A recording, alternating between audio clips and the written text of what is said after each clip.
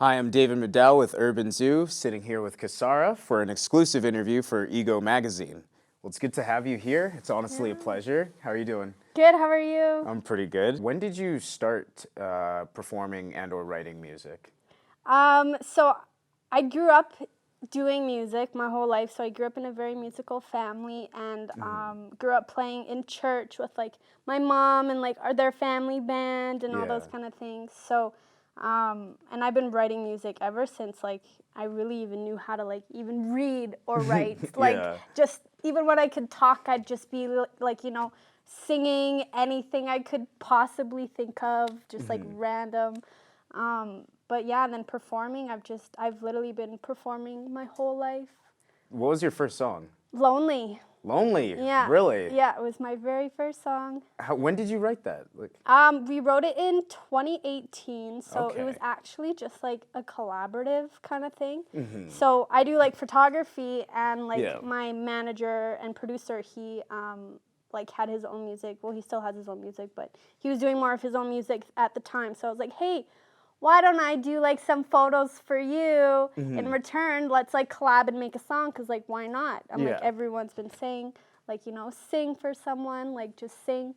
So we did it, and it took one night to write the song. Just a bunch of us got together and then just made it happen. What does your writing and recording process look like? Is it always like with you and fits together, or is it sometimes like now as things are moving faster in your career and you're doing more things, is it more of a like, okay, I come and record this and then this is handled later? Right now I'm working with like a bunch of different artists from Edmonton, like okay. like featured songs. Could you tell us some of the people? So Edabomb, Ray Okay, is one of awesome. them, and then Isaac Haynes is also one of them, and Everlove Blake Okay. is one of the artists as well. So I don't know, it's just every time that I work with like those people, we like sit in a room together and we just vibe off each other's energies, and then we just kind of see a topic that we can like put together or like listen to different beats, Yeah. that like we kind of all like, if that makes sense. So it's workshopped, like, Yeah, basically. so we're all just kind of like in the same room, just feeding off of each other's energies, just figuring out like what sounds good, what complements each other. Like if my voice complements like, Edabomb's voice, for example, like how can we make that work? But with Fitz, it's a little bit different. So like him and I will go to his studio or Royal Studio before COVID. Yeah. Now it's just all over FaceTime.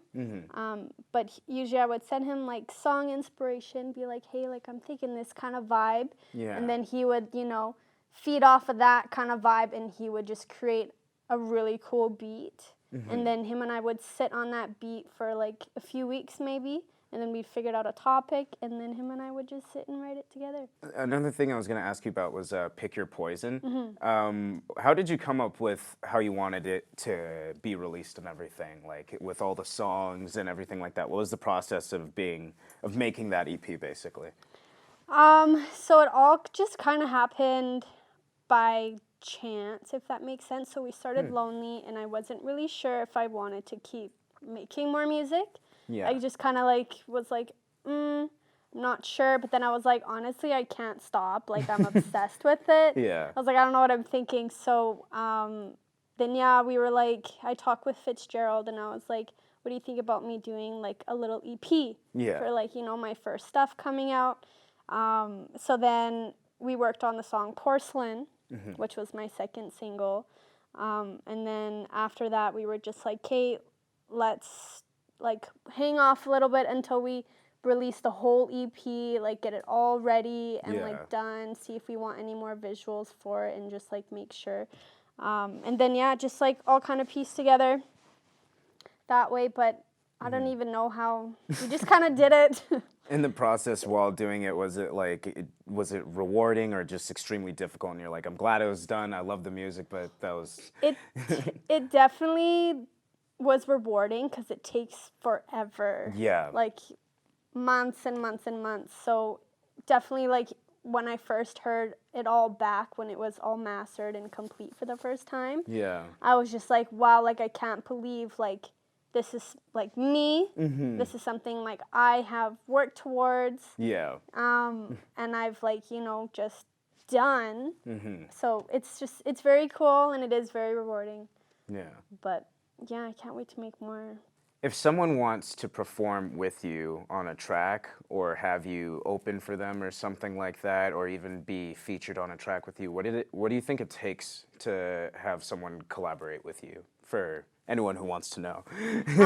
Yeah, for anyone who wants to know, usually they contact through Garrett Fitzgerald first, and then he would be like, hey, like this person is thinking of doing this with you. Let me know if you're interested, or either I will meet someone at an event or someone who is like very new in music, who is either my friend and like they just are starting out. Then I'll be like, hey, let's do a track together. Why not? Like. So you don't discriminate in terms of experience, really? No, not at all. I think if you can sing, if you can make music in general, it doesn't matter how much experience you have. Like, I don't really care if you're talented. You're talented. You're like, I just want to work. Yeah.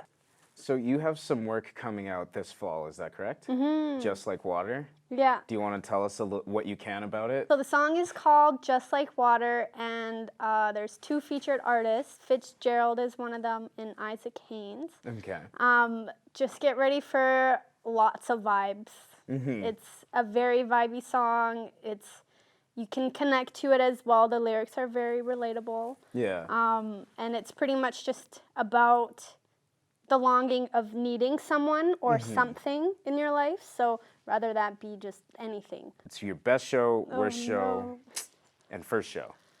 I can't say the worst show. It's so bad. You have to. No, I'm kidding. If you really don't want to, it's all good. Oh, no, I can't. You can exclude names. I would say the first show I ever did, like as a solo artist, it was just very live. The energy was just so like there. Yeah. Like it's just a feeling that you'll never have, like singing your own songs like for the first time, like ever, and especially with like my team that I love also. Yeah. I would say the worst one would be, years and years and years ago. It was with my family, and I was with my family, and I was playing drums for like a long time. And I don't know if you know anything about drums, but like the kick pedal needs to like clamp onto the like bass drum. Yeah. The kick drum. But mine was not clamped on there, so the whole time during the set, my like kick was off, and I was just like struggling the whole time trying to kick. Thinking that it's making noise, but Thinking it's that not. it's just gonna work, and it's not gonna work at all. So it was a challenge for sure. But you have your good shows and you have your bad shows for sure, but most of them are always really good. Last question I have for you. Years from now, what would yourself tell that past self right before she goes on stage? Or literally just say, sing your heart out, have the best time. That's dope. That's really it. Yeah, just literally have the best time. Stay relaxed. It's all going to work out. Yeah. Okay, awesome. Well, anyways, that was our interview with Kesara for Ego Magazine. It was such a pleasure having you. You too. Can't wait Thanks to so much see